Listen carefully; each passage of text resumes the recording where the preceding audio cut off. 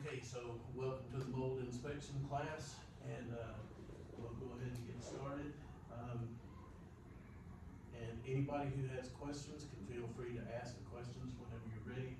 But just like I was gonna say, there's a difference between remediation and rehab. This course covers mold rehab so that you can get a clean house to sell with a clean test for mold. It also covers how to test for mold. If you need formal remediation and a clearance letter, you need to hire a mold remediation company. We do not do mold remediation, okay? We do mold inspection. There's a whole different classification for remediation, all right?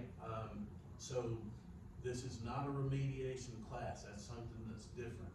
And the reason why I wanna make sure that you know that's different is because I don't wanna send people into properties to where they think that they're gonna have to dress up in hazmat suits and do all that. Now, I will go over it so that you can pass the test. And you will need to know what a remediator will do so that when you're explaining to people what you know about mold and stuff, then you will know what a remediator would have to do. But this is strictly for inspection. All we wanna do is we wanna end up finding that the property contains mold. And if the property contains mold, then we document what type it is, how many spores per cubic foot it is, and all of this is done by a lab, okay? You're not liable for anything that the lab says. I'm gonna teach you how to collect the sample. So just keep in mind this, it's not the policeman that says that you're speeding. If you ever go and contest a ticket that you got for speeding, then what they do is they end up bringing the policeman up and they say, okay, so what was the ticket for? And they said, you know, doing 100 miles an hour in a 70-mile-an-hour zone. And they go, okay, what ended up prompting you to end up saying that this person was doing that? Well, I ended up using my so-and-so radar gun. And they go, okay, are you certified to calibrate this machine? Yes, I am. Do you have a certificate that shows that you're certified? Yes, I have my certificate. All right, are you up to date on your qualifications? Which anybody like Richard here can come and end up renewing this whenever I get one. Okay, so but what it is they say, okay, so it's not the policeman that says that you were speeding, it's the radar detector gun. And as long as he was qualified to use that piece of equipment and calibrate it, then you're guilty. And it's not him that says it, it's the machine. So what I'm gonna do is I'm gonna teach you how to use a machine to find mold in any vacant bank-owned property. Now, people always ask me, Pete, why do you end up saying that it's for vacant bank-owned properties?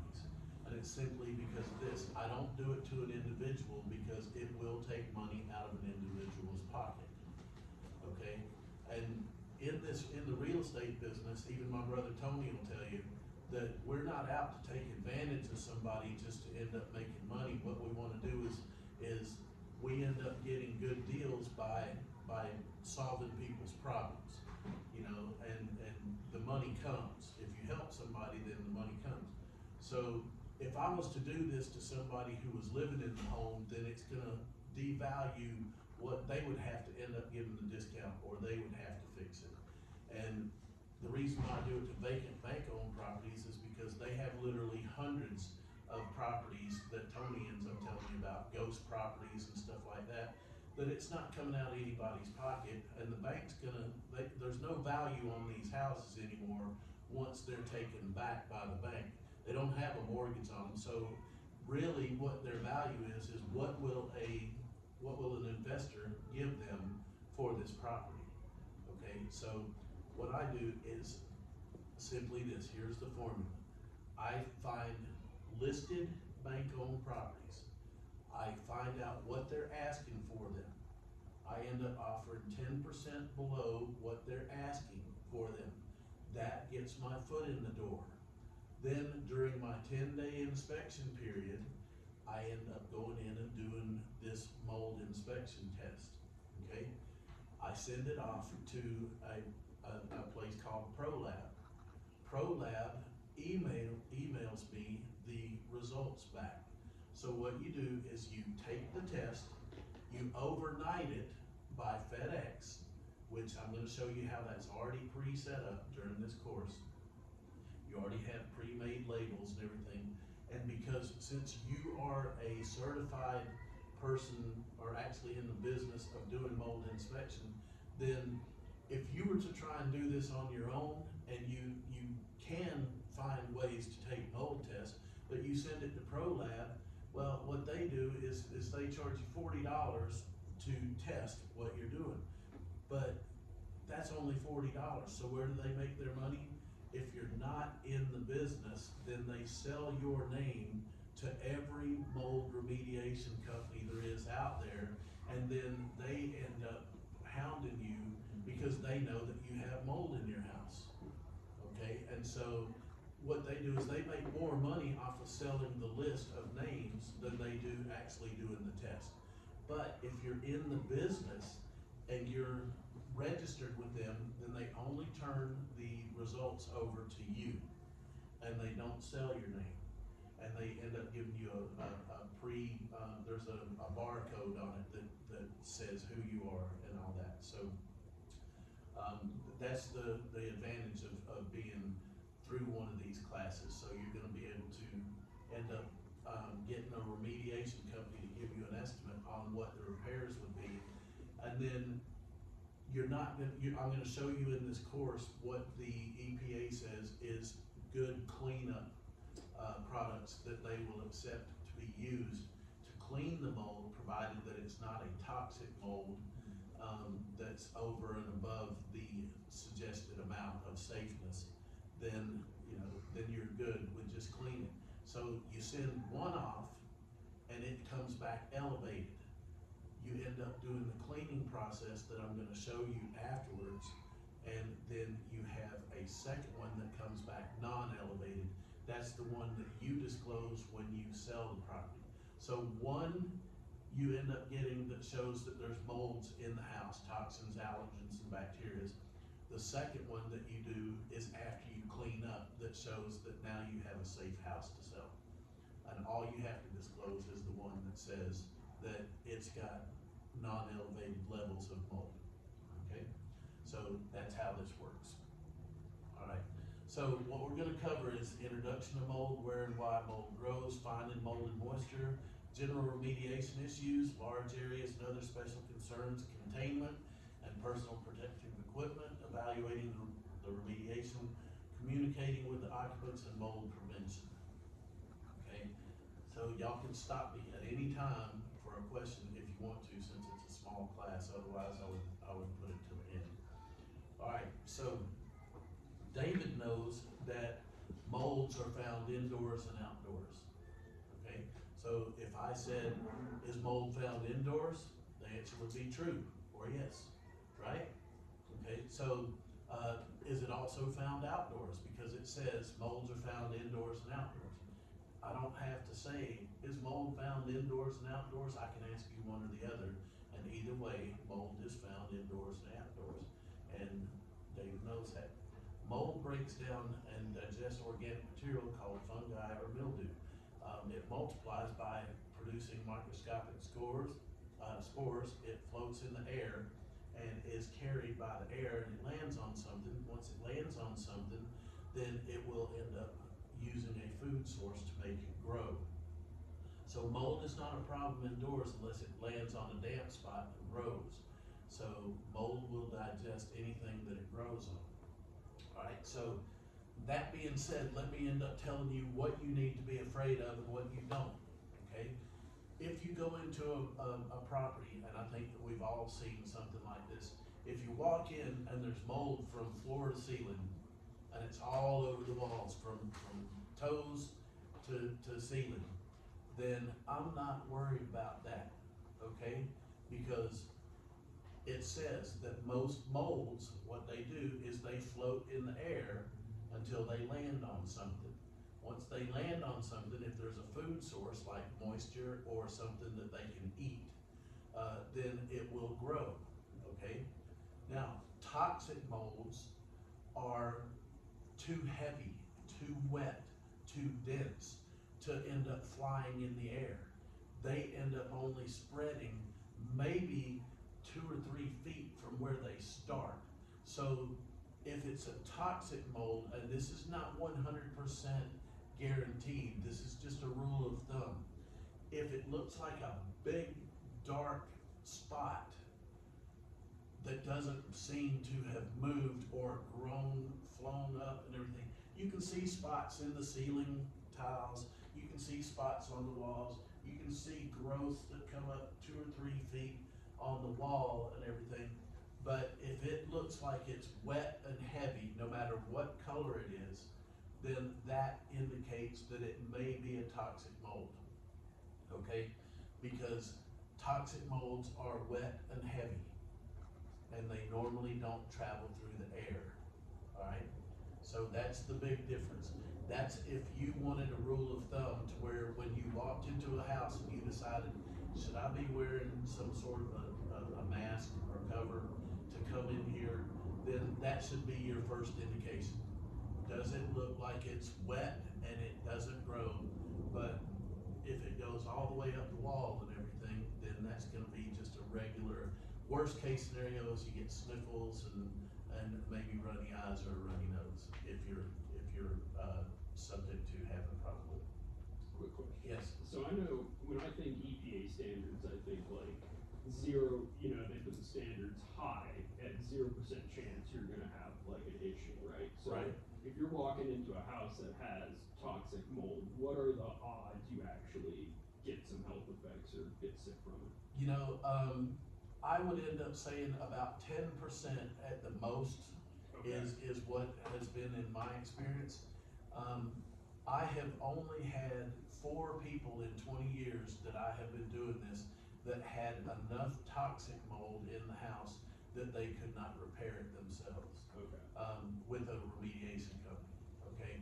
So, in other words, it would have to be to where you would have to, they would condemn the property until the mold was removed. Which means that they actually have to tear the stuff out and wrap it up with plastic and all this, which I'll go through and everything. But for the most part, 90% of the properties that I do that have mold in them, I don't even have to wear the hospital type mask as I go in and do it. So this is just a way to where nobody at the bank is trained in mold remediation, and they don't know what molds are bad for you and what mold is not. Everybody thinks that all mold is bad for you, which it probably is in some way, shape, or form. You obviously don't want to purposely get involved with it, but 90% of the time, I mean, think about it. You know, cavemen and women used to end up living in caves, and you know that there's been mold there, and you know. We eat cheese, and cheese is basically mold. Yes. So it's I'll end up pointing out to you the things that are bad. How common is toxic mold? Not very common. You're gonna run across something that ends up being called Stachybotrys, which is gonna be spelled out for you, and it'll show you how to identify it. But any mold that produces what's called a mycotoxin is a toxic mold, and that normally ends up having the word Stachybotrys in it. But I'm going to tell you the several different types of most common molds. So to grow indoors, mold needs moisture, and David knows that. Moisture is the most important factor in mold growth, but it doesn't need much. Condensation is enough in common sites of bathroom, tile, and grout, basement walls, windows, sinks, leaky sinks, water fountains, and common sources of roof leaks, slow leaks in plumbing, humidification problems, sprinkler systems, and floods. Okay, for those of you who are feverishly trying to get all this, if you want, I'll send you a copy of the presentation. Okay, so that way you don't have to write down everything. You can take the notes that you want to highlight to yourself, but I'll send you a copy of this. Alright, what mold needs to grow, it also needs nutrients. It can grow on virtually any organic substance, which would be paper, cloth, wood, plant material, and soil.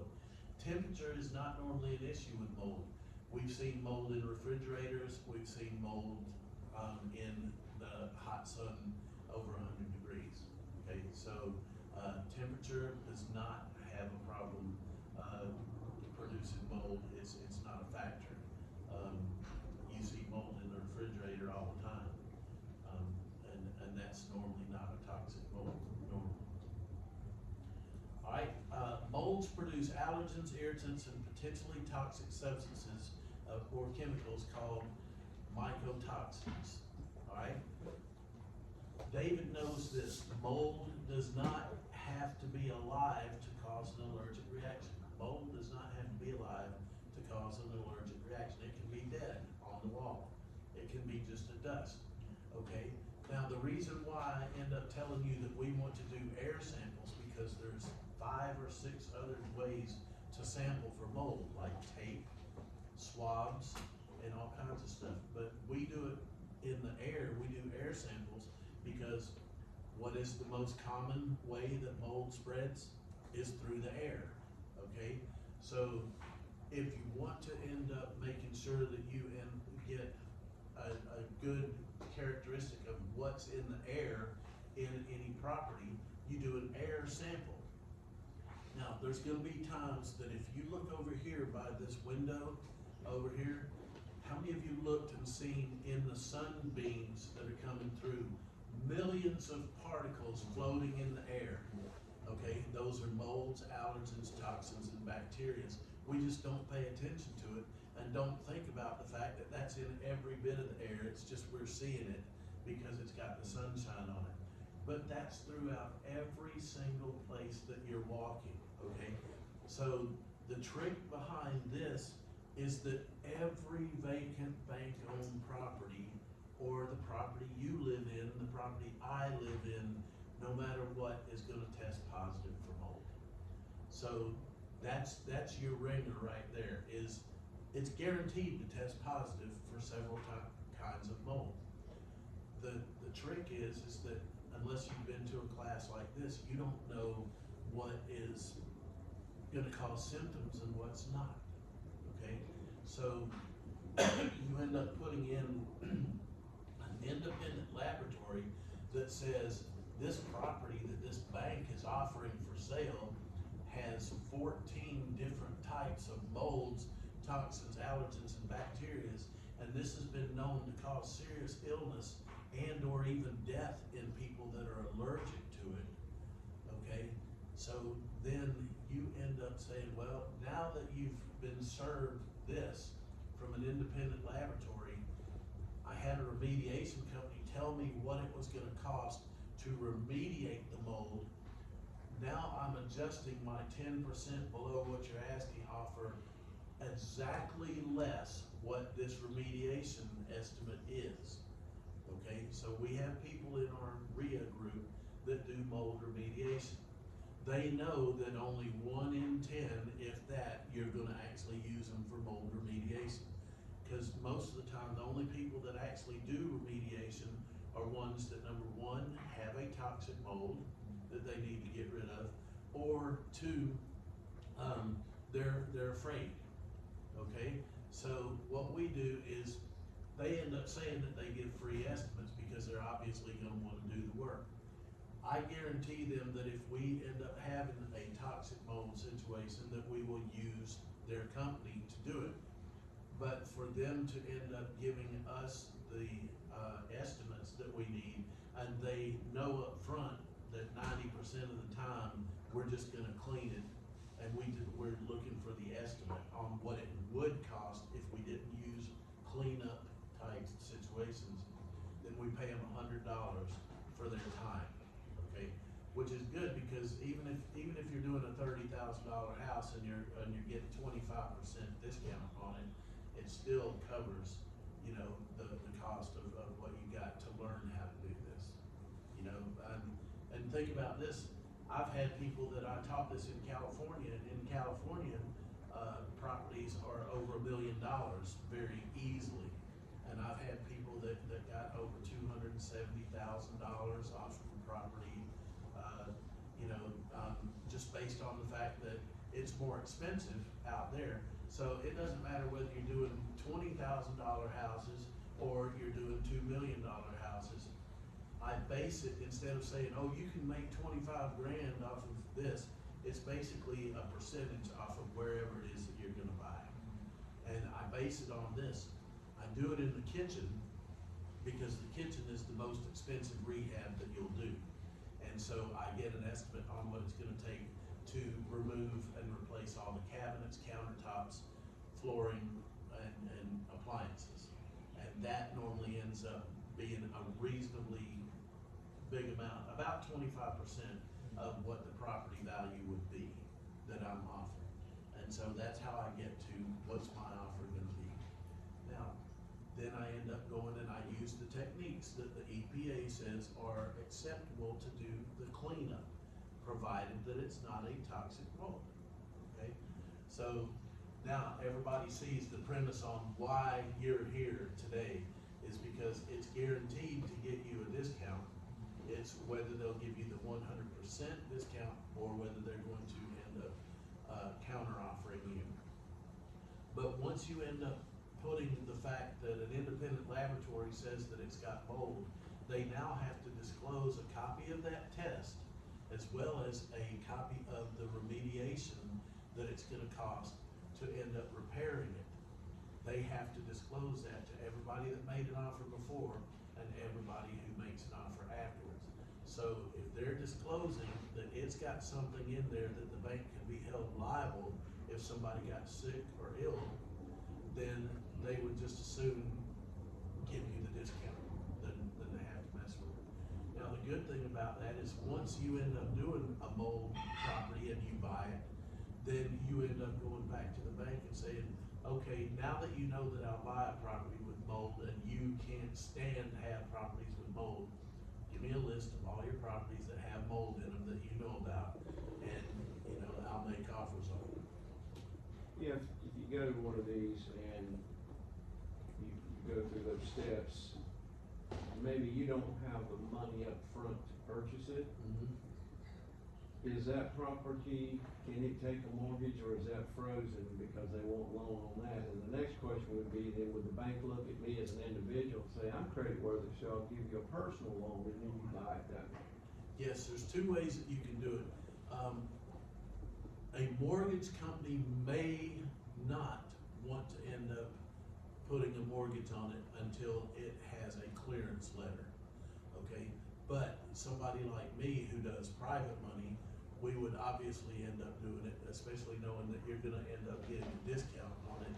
And the discount that you get on it, what does a private money lender always want? They want to only loan 65 to 70% of the value after repair value.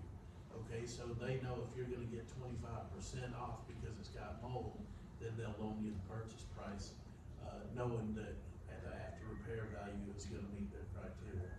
So, but the fact that you end up having, you can take a personal loan on something, but probably not a mortgage. Because normally a mortgage company would end up saying you would have to end up having a clearance letter for that. All right, so like I said, David knows that mold does not have to be alive to cause an allergic reaction. Dead mold can cause an allergic reaction.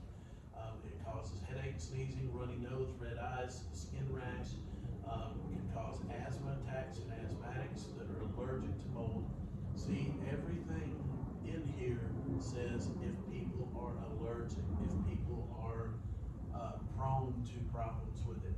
The average person doesn't get affected by this. They may get, you know, the sniffles, they may get runny eyes, they may get a runny nose. We've all been in houses that we ended up, you know, having minor symptoms like that. But what they're talking about is people that actually are allergic to it. Those are the people that end up having to where you have to worry about whether there's a legal issue of it. And as long as you end up having a letter that says that when you sold or rented the property, that it had a unelevated amount of anything in there, then obviously something that the people did after they moved in allowed this to grow, because you had a clean bill of health for the property as it was rented. Okay, the color of mold does not matter whatsoever. One of you ended up sending me a picture of white mold through Tony. It doesn't matter whether it's white, doesn't matter whether it's black, green, rust colored. I've seen orange mold, anything that you can imagine. Black mold is something that the media made up, okay? Just because it's black doesn't mean that it's toxic, and just because it's toxic doesn't mean that it's black, all right? What makes it toxic is, does it produce a mycotoxin? Because all toxic molds produce mycotoxins. If it does not produce a mycotoxin, it's not a mold, it's not a toxic mold. So David knows if it does not produce a mycotoxin, it's not a toxic mold. So not all molds are toxic, and David knows this. It has to produce a mycotoxin to be considered a toxic mold. Now sometimes when they end up referring to black mold, they're referring to something that's called Stachybotrys chartarum, or any mold that produces mycotoxins. Okay, toxins that produce molds that produce mycotoxins are called toxigenic fungi. All right, so it has pictures of white mold, black mold, and stuff like that. It's exactly like a pepper. All right, everybody in here is familiar with bell peppers.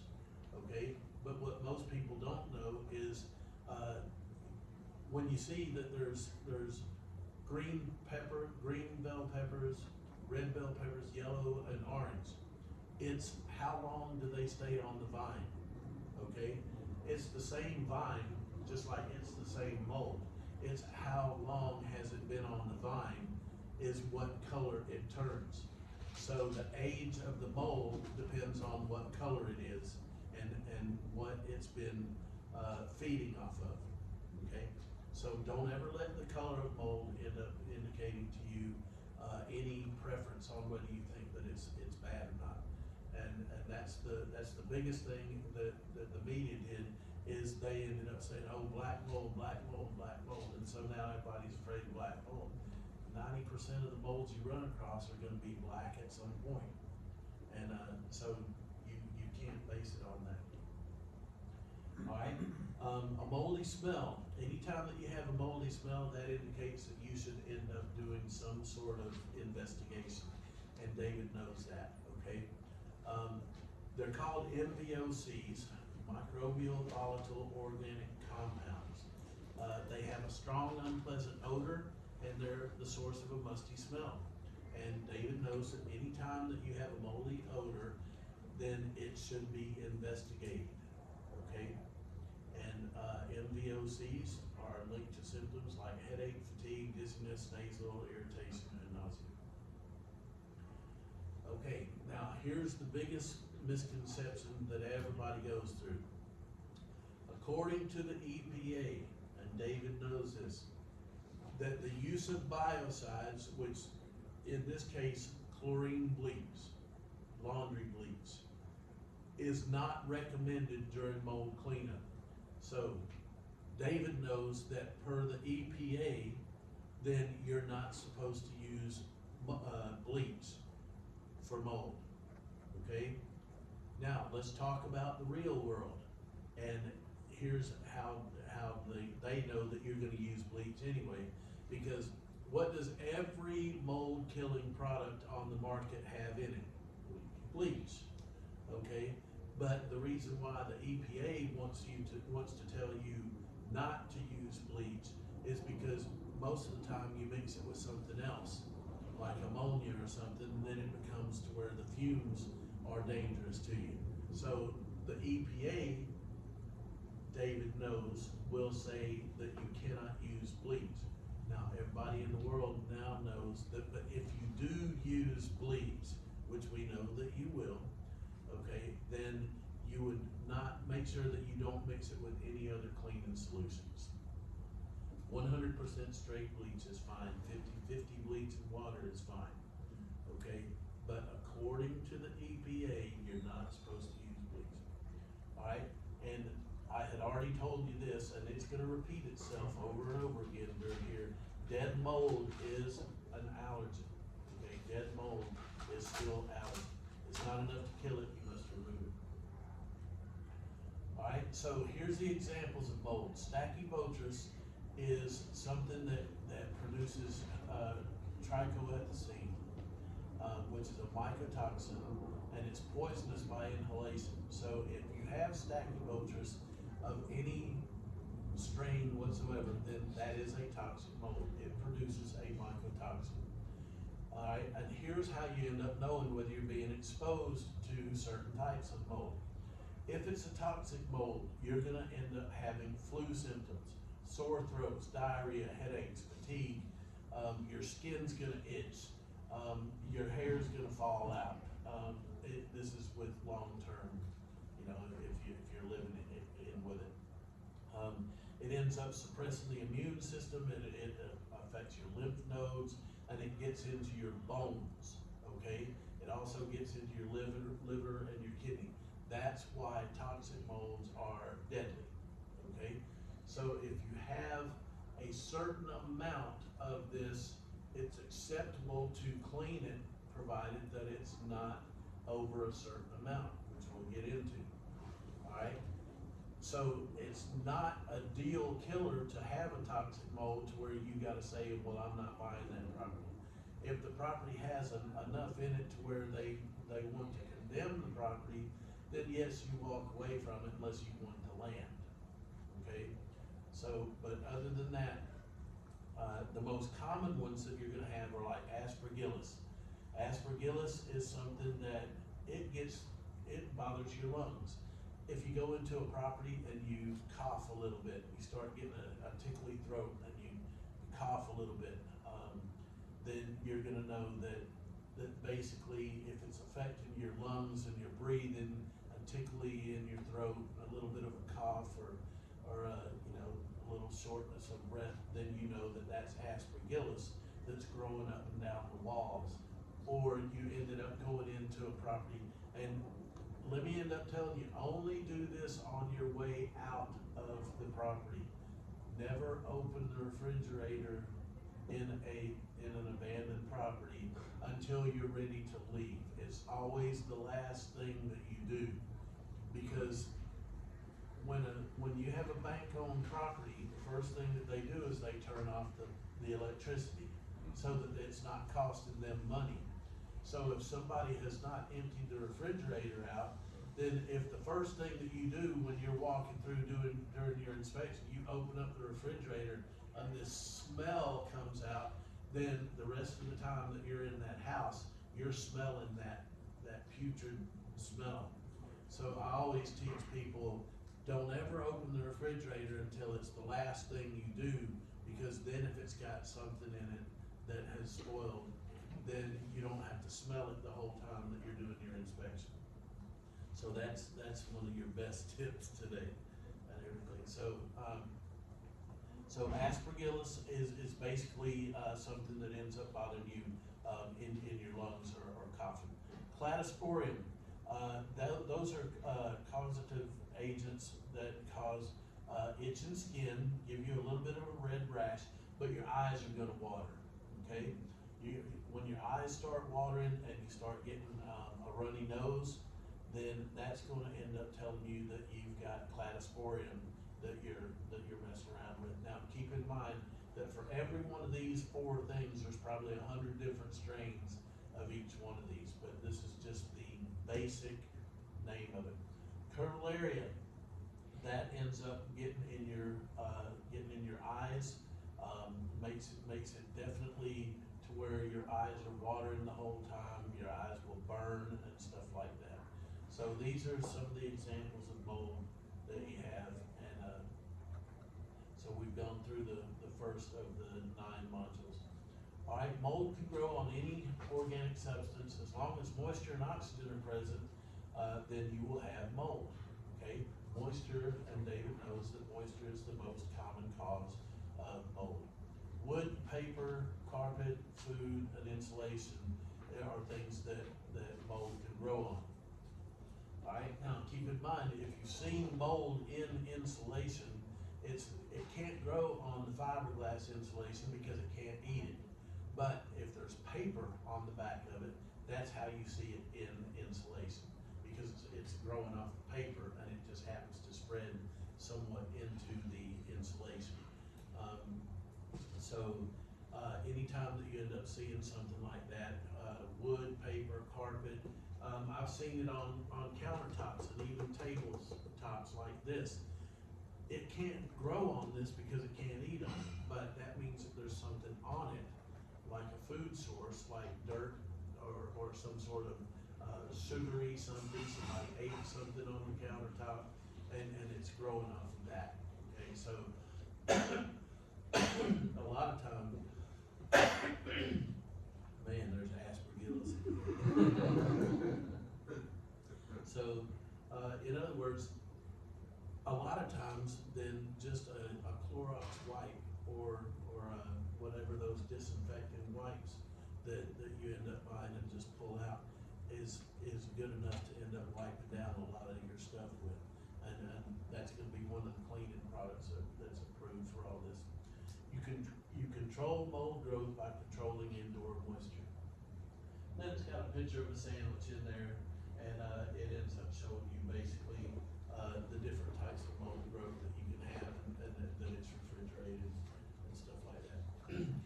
Moisture problems in buildings are linked to changes in construction practices.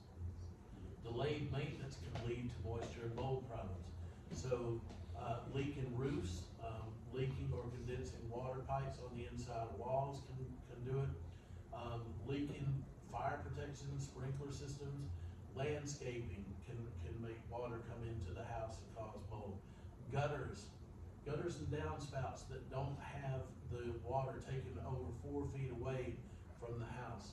I always end up getting people to come, even if I'm not replacing the gutters and downspouts, then I will have on the downspout something that they end up having a 4-foot section and it's got wings on it, and they end up putting a screw in here, a little bitty screw in here, a little bitty screw in here at the end of the downspouts if they don't already have this. If you have new gutters and downspouts, request this. And what it is that they're 4 feet long, they have a screw on one side and a screw on the other, and you can lift it up so that when you mow the grass and stuff like that, it's out of your way. And then you put this back down after you mow the grass. It takes the water 4 feet away from the house, which means that unless you have a torrential downpour, you're gonna have the water far away enough from the house that it does not soak and start to get into the house. So how many of you seen these downspouts that I'm talking about that have this extra 4 feet on it? And if you haven't, then I'll show you a picture during one of the breaks. All right. So high humidity can end up causing problems.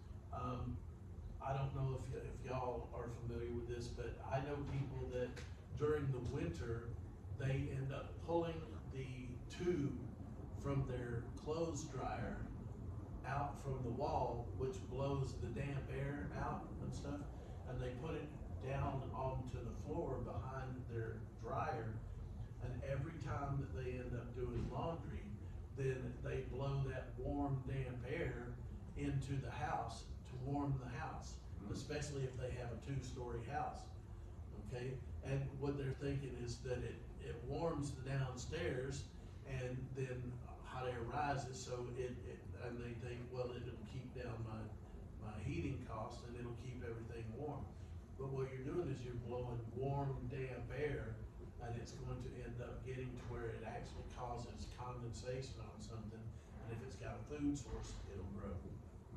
All right, so the other thing is anytime that you end up looking at a property and you want to end up seeing if there's visible mold, look above the stove in the cabinets above the stove, because what people do on the stove, they boil things and the steam goes straight up. So if you open up those cabinets that are above the stove, then that's gonna end up being a place that you can, if you wanna see visible mold, you'll normally see visible mold in those cabinets because of what rises. Okay, now look at this picture that's right here. Do you see how this is very, very, what would look wet, and it's not climbing the walls? It only goes about 2 feet one way and about 2 feet the other, because it's growing on itself, but it can't float in the air. So that is my example of, I would consider that to be a toxic mold. When you see something like that, then that's something that you would end up hitting. The first thing is to end up knocking that stuff down. And there's gonna be something, I've got I cut the label off of it because they don't allow me to. You're not charging. Okay, at some point, we'll have to unplug the top of it and plug it back in. You wanna go good? Yeah, please. Just to make sure that the green light comes back on.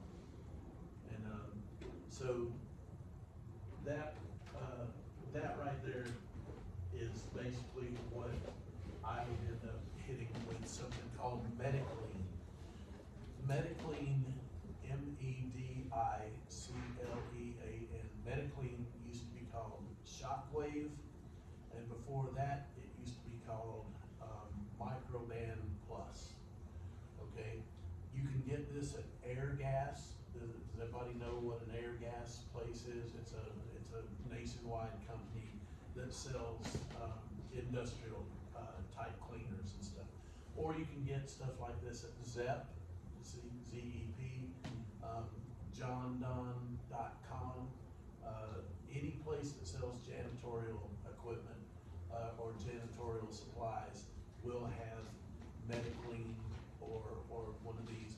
That's what is approved for mold remediation to end up killing it. Okay?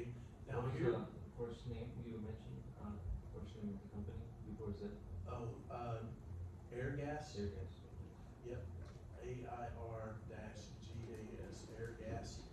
And, you're looking for a product that's sometimes, the name brand is Shockwave, sometimes the name brand is Mediclean, and sometimes it's called Microban Plus. And if you don't have something like that, or you just want to end up getting something to where you know where it's at, you can go to Home Depot and get something called Concrobium Mold Control. It's in the paint department. Concrobium, Concrobium. And then in big letters it says mold control. That just controls it, doesn't kill it.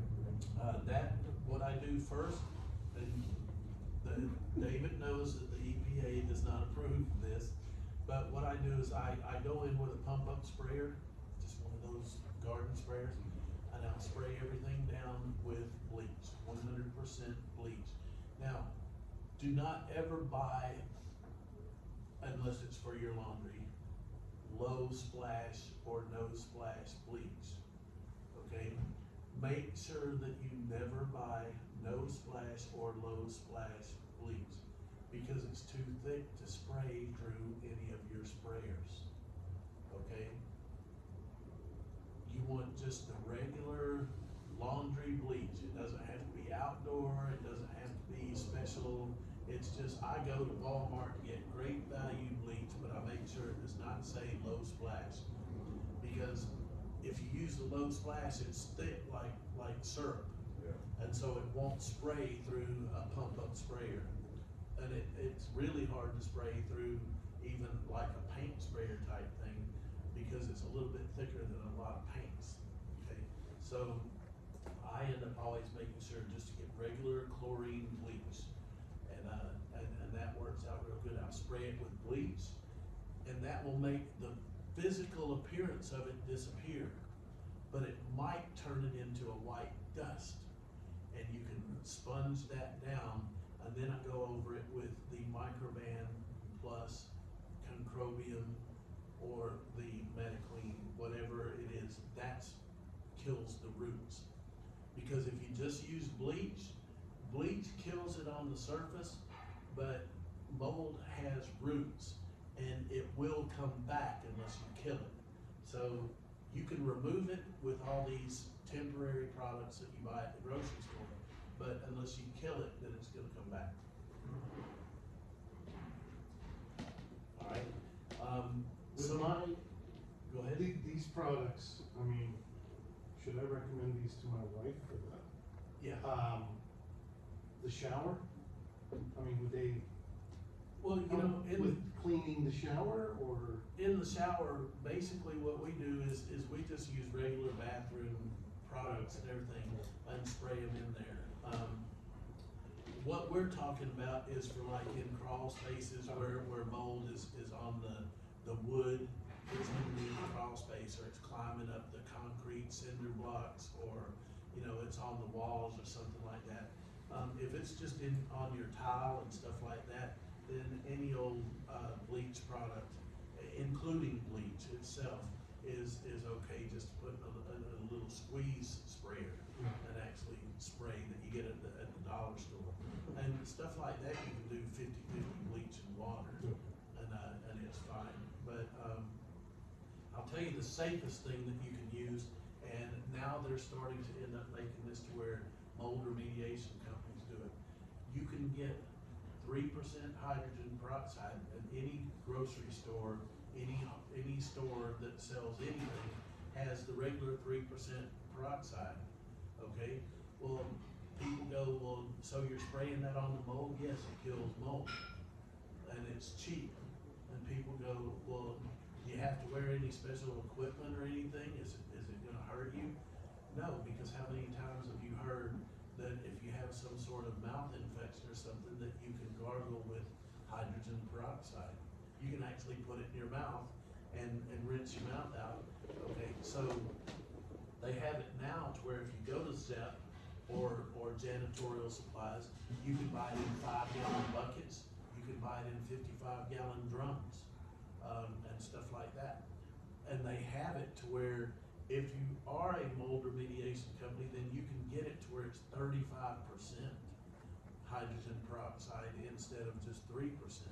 But most people are using 3% hydrogen peroxide, and if they don't buy one of these $250 foggers, then they go and rent one from Home Depot for $14 a half a day, and end up just going in and fogging the areas that they wanna do with this hydrogen peroxide. So, yes. It's also what they use for COVID cleanup, Yeah, it'll end up doing some of the flu virus. Alright, so, one of the other things is that poorly draining condensate drain pans inside the air handling units, porous liners inside ductwork, and the backside of drywall, always the underside of carpets and stuff like that. Damp air can provide enough, moisture, just like I said, you know, using just basically boiling water on a stove and everything, then you'll end up finding mold above the stove and everything just from that. Appliances such as your dryer, they generate hot moisture and everything, so if it's not sent to the outside of the house, then it can end up causing problems. Alright, the HVAC or the heating and air conditioning systems, that's how mold gets spread throughout the entire house. So if you test positive in the kitchen, you're gonna test positive in the bedroom. So, because it's blowing the same air and it's recirculating the air through the whole house. So, when people end up saying, okay, Pete, so you said that it's $40 for every cartridge that you send to ProLab. So, do I need to end up testing you said test in the kitchen because that's the most expensive place to rehab. Okay, so what if I did one in the kitchen and one in the bathroom and one in the crawl space? Well, you're gonna spend $120 on a test that you could charge $250 to $300 for. So you're actually wasting your time, because if it's gonna test positive in one place, it's gonna test positive in the other, okay? it's just that simple. If you're drinking chocolate milk, it doesn't matter if you spill some in each room. If it's chocolate milk, it's gonna be in every room. You follow me? So all you're doing is you're wasting money. You end up having one test that proves that it's bad, one test that proves that it's better. Okay? You're not gonna get a 100% clean test. You'll never get a 0, 0, 0. So that's why they only have two ways that it comes, elevated and non-elevated. Okay? Because they can't really end up saying what's bad and what's good. They can just say that elevated, you obviously want to stay away from elevated, and the less elevated or non-elevated is the better way to go.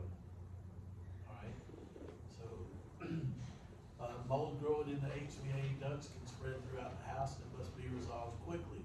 Clean ducts if mold is growing on hard surfaces and sheet metal. Remove and replace insulation on any inside of air ducts that have gotten wet and moldy. So David knows that if insulation or ductwork is wet and moldy, you should replace it. Okay? If it's wet and moldy, then you should replace it. David knows that. Alright, if you do have a moisture problem from the HVAC, you need to repair the leaks, remove any standing water under the cooling coils, and make sure the drain pans slide toward the drains and that they flow freely.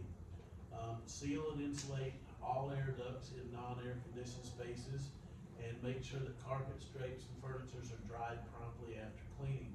I'm gonna give you a timeline on that in just a minute. Mold gradually destroys whatever it grows on, and structural damage can result. Mold growth from a roof leak can weaken floors and walls, and that makes it unsafe to enter the property. Okay, so there's mold in this room and everything. Obviously, I told you that it would test positive in any room that you do. It's going to test positive. That's why this is one of the biggest things, and this is why I don't understand why every real estate investor in the whole world is not taking this class, because for the cost of the class, which mine is less than half of what you, if you Google it, what everybody else is doing. But the thing is that every single property is going to test positive. There's not one that's not going to test positive for it. And look up there at that vent right there. You see the mold all around it? Okay, so you wanna try and tell me that there's not mold in this room? Okay, so, but are any of us having symptoms about it? No. And the other thing is turn around and look right there where that red dot is. That's where condensation builds up, okay? Because this one blows out, okay? That one blows out, this one sucks the air back in. So from here to here, then there's a condensation problem, okay? So, it's in every room. That's why it's so ridiculous to me that people don't do this, because it's guaranteed to get you a discount. If it doesn't get you a discount on one property, it's gonna get it to you on the next, because there are gonna be some banks that end up saying, we don't care. You know, we just don't care. Like Wells Fargo might not give a crap and everything, because they think, well, we're so big, you know, eventually we'll do something. But, you know, I mean, if you're in one of these smaller towns and everything, and I always buy on the outskirts now, okay, because I've got less competition buying on the outskirts of bigger areas, and the properties are normally less expensive. Okay, so I just think that it works out well, and then you're gonna be dealing with smaller banks and everything, and smaller mortgage companies and stuff like that, so it's just a no-brainer to me. And is this applicable only for North Carolina, or is, once we get certified, can we do it? It's nationwide. Okay. Yeah, the only thing that you have to do is, depending on what state you're in, some states require you, if you're charging money for it and you're doing it as a business, you have to have Some places you don't, like, a lot of people don't know that in some places you don't have to have a license, a business license to paint houses and stuff like that. You know, it's just not regulated in some of the places, because they figure just about anybody can paint. But there are places that if you charge money for it, then they want to get the revenue and everything. So, as long as you're not charging money for it, then you don't have to have a license for this. But if you have an LLC and you end up providing services, then you can add this as a service that you provide. Okay, so, basically what I did is I didn't go actually get a business license to do mold inspection. I just added mold inspection to my LLC in a broad spectrum of what my companies do. Okay, so. Alright, so it just, once again, they're repeating themselves that, you know, you could end up weakening the floors and stuff like that. How many times have y'all remember seeing these cartoons to where somebody's in the bathtub and you see the bathtub go through 3 floors? You know, I mean, that's just a visual example for everybody. So, you know, if there's been a leak underneath that bathtub or underneath a toilet because the wax ring has been out, even though you can't see under the tile that the wood's rotted, I've seen instances where people have sat on the toilet and the toilet, the plywood that was supporting the toilet gave out, and they obviously didn't fall through 3 stories like they do on the cartoons, but it did end up crashing through the floor at least a little bit, you know. So that's just because of rotted wood. Now, relative humidity is high in crawl spaces, especially in where there's bare earth floors. So soil will move moisture from wet and dry areas, and relative warmth will evaporate moisture into the air. That's how come it ends up going through the heating vents and air conditioning vents.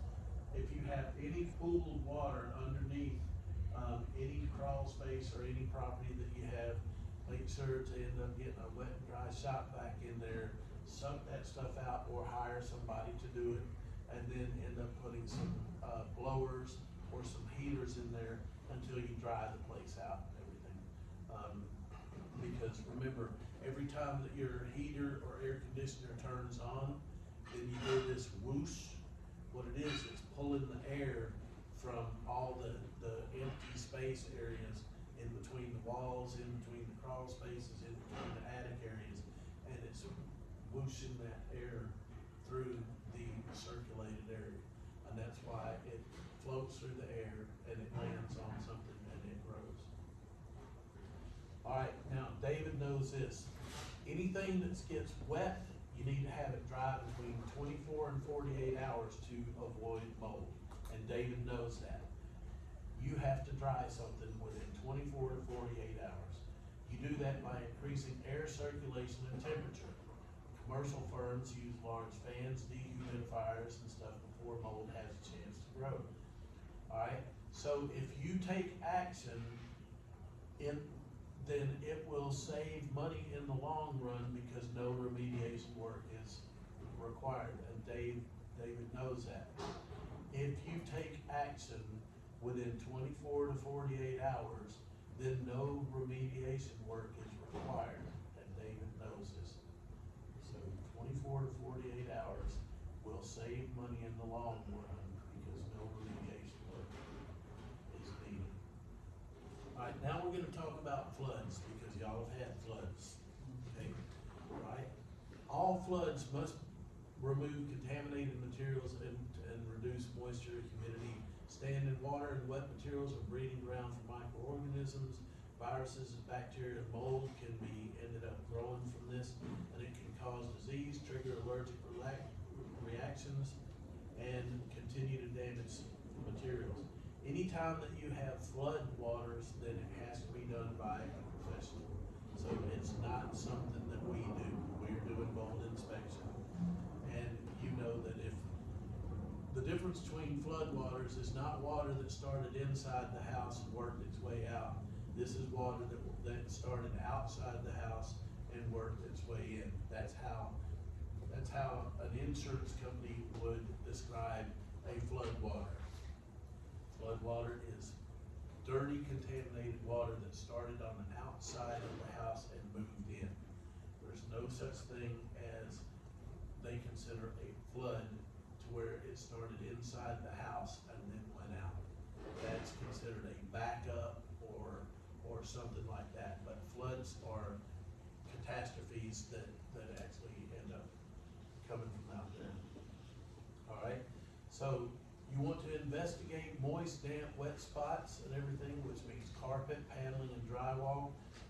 Mold does not need light to grow. It can grow on the backside of drywall, wallpaper, paneling, tops of ceiling tiles, underside of carpets, pads, behind walls and in crawl spaces.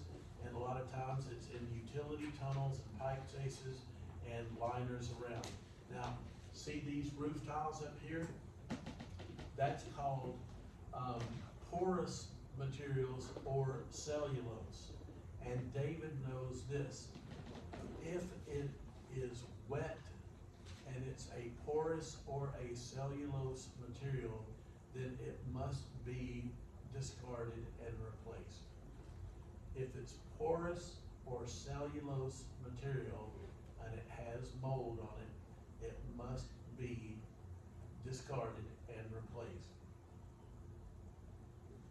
And yes, that right there. You see that right up there?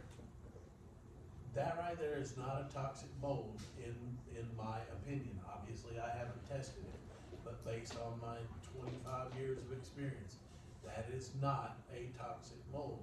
However, if I wanted to end up being 100% correct, I would replace those. Now, could I end up treating them with Metaclean? Of course. Would it kill the mold? Yes, it would.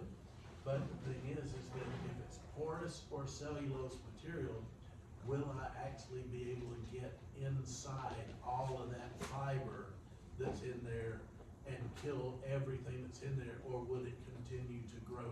So if it's a porous material or it's cellulose material, like a ceiling tile, and it's a small area like that, obviously if I said that a porous material, if it was a concrete cinder block, I would not get rid of the concrete cinder block because it can't go further than the holes that are in there. But this, it can be damp all the way through. So, and unless you're ended up treating all sides of it, then that needs to be replaced. Porous or cellulose, remember those words.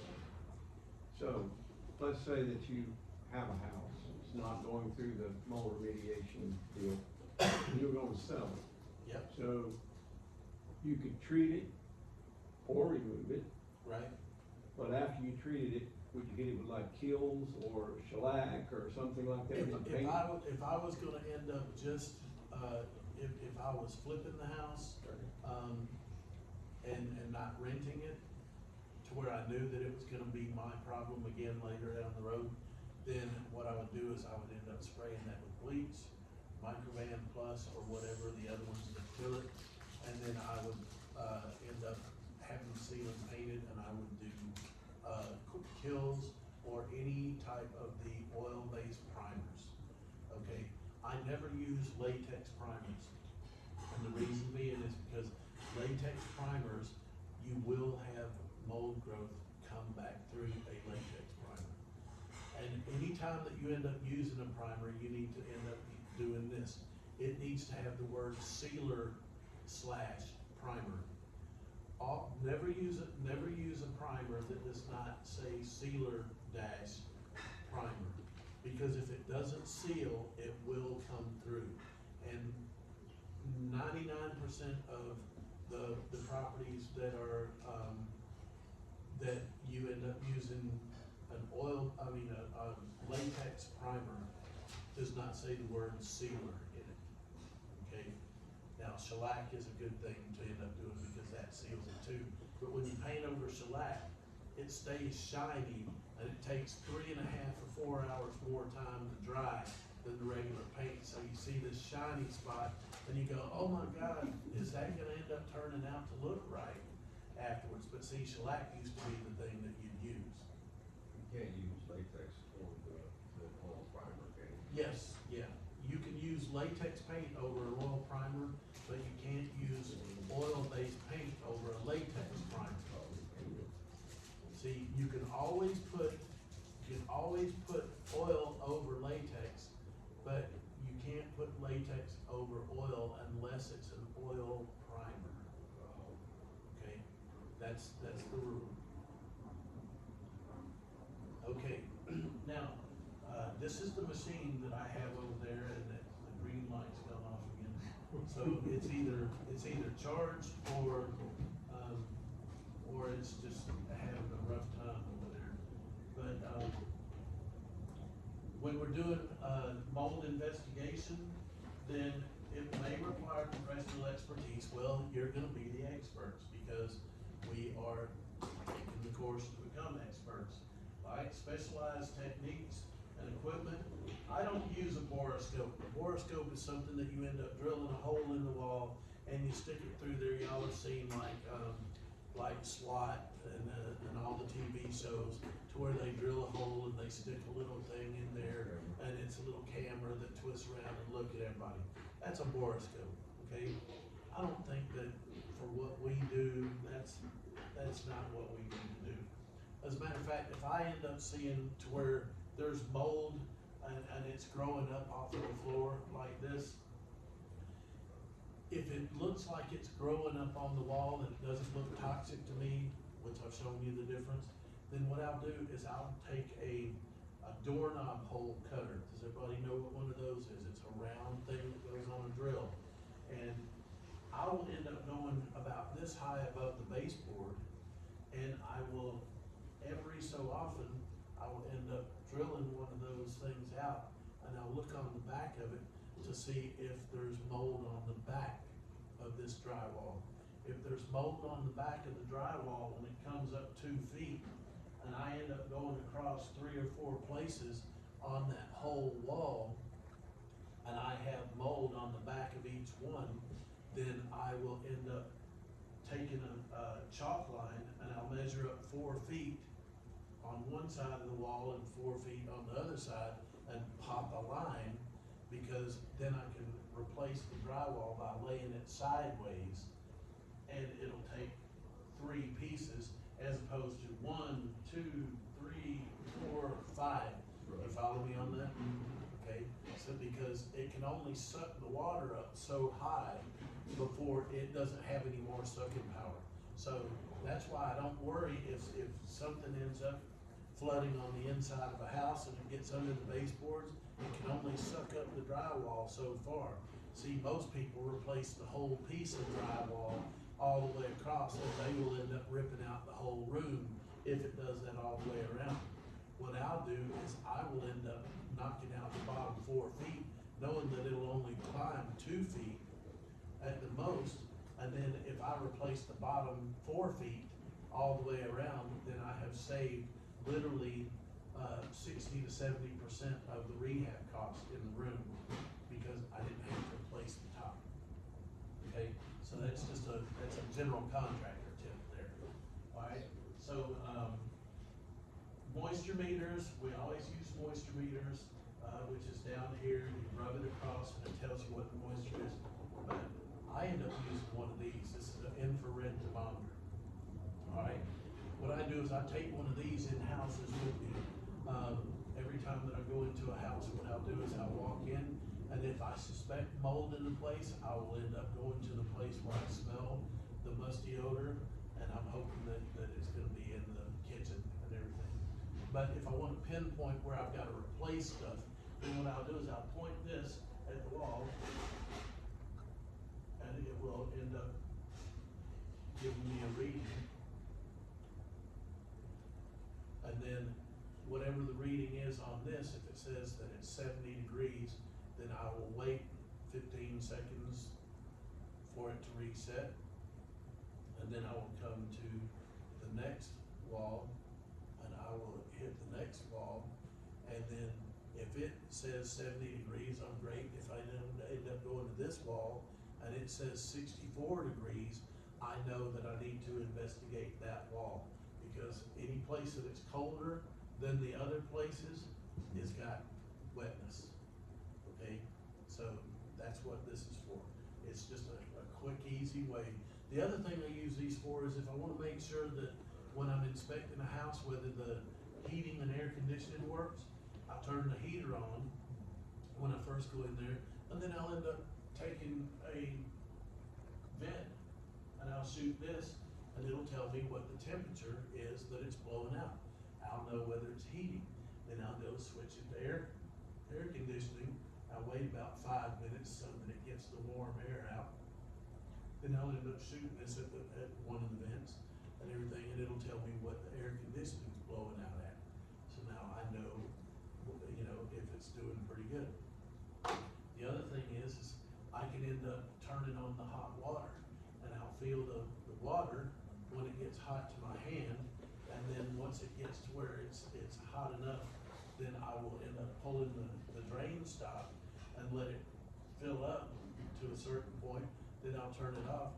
I'll shoot this into the water, and it'll tell me what the temperature is, so I can see whether the heating element is working on the water heater, okay? Because if it just gets warm and I had let it run for a reasonable amount of time to where that should be hot water, then it's either the temperature's turned down way too low, or I end up knowing that it needs a new heating element. A lot of people don't, these are just little things that are general contractor things that people don't think about. So, you know, it's the little things that you don't think about that make the difference between whether you find certain things and when you don't. You know, it's, everybody can teach you the basics. It's the things that people don't look for is what makes education the best, you know? The golden nuggets. Yes. So, anyway, disturbing a moldy area can spread mold and everything. David knows that. Anytime that you disturb a moldy area, it can spread mold. Opening and closing, air handlers can send mold into the air. And, basically, we're gonna start talking about equipment. All right, the equipment that we normally use when we go and look at houses is I carry a flashlight. I don't carry a borescope. I do carry a moisture meter. You can get these at Harbor Freight for $19. Made by a company called General or something called Ames or something like that. I use what's called a pinless moisture meter. Okay, if you get something cheap because it's under $10, then it's called a pinned moisture meter, and it's got 2 nails that come out, and you poke it into carpet, you poke it into drywall, you poke it into whatever, and if it detects water, then it tells you. I use what's called pinless moisture meters. That's something that, and it'll show you one in a minute. I normally have one with me, but it's packed and stuff in the car. But you end up putting this on the actual surface. It doesn't matter if it's brick, stucco, drywall, carpet, cinder block, anything. It shoots down within 3 feet. And it will end up telling you the amount of moisture that's in there. It will either be green, yellow, or red. And it'll tell you the percentage of moisture that's in there. 100% means it's wet, okay? And it'll go beep, beep, beep, beep, beep, beep, beep, and it'll be all red and everything. And it ends up helping you control the drying process. You can monitor the drying process. So if I put a moisture meter on something and it says that it's 90% wet and it's red and beeping, I can put fans or heaters on it, come back an hour later. If it's in the yellow and it's at 70% moisture, then I know that I'm monitoring the drying process. And I will know that if I can get it into the green within 24 to 48 hours, then no mold remediation is gonna be necessary, okay? That's something that David knows, that a moisture meter can monitor the drying process. Can you tell me the name again, of that part of it? The 2-pin, what is the name of that Oh, part?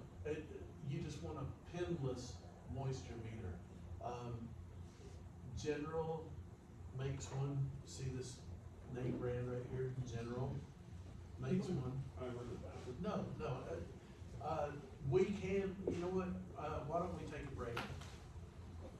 Let's go ahead and take a break, because this